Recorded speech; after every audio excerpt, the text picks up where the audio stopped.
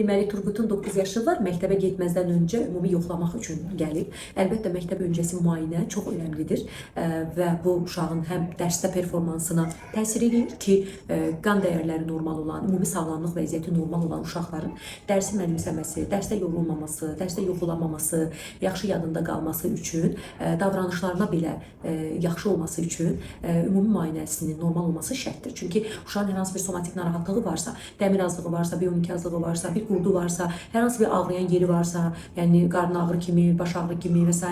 şikayətləri tez-tez xəstələnirsə, uşaq bu əlbəttə il boyu onun dərs performansına mənfi təsir göstərəcəkdir. Ona görə tez-tez xəstələnməyin altında yatan sink əksikliyi, dəmir əksikliyi, B12 əksikliyi, hər hansı bir xronik problemlər varsa aradan qaldırdıqdan sonra uşaq məktəbdə daha az xəstələnir, dərsə daha yaxşı konsentrasiya olur, yaddaşı daha yaxşı olub, dərsi daha yaxşı mənimsəyir. Ona görə bütün bunların il boyu önünə keçmək üçün məktəb öncəsi müayinəmiz şərtdir. Turqutda bunu dərk edərək gəlib həkimə yoxlansın. Hə, Əlbəttə. Allah saxlasın.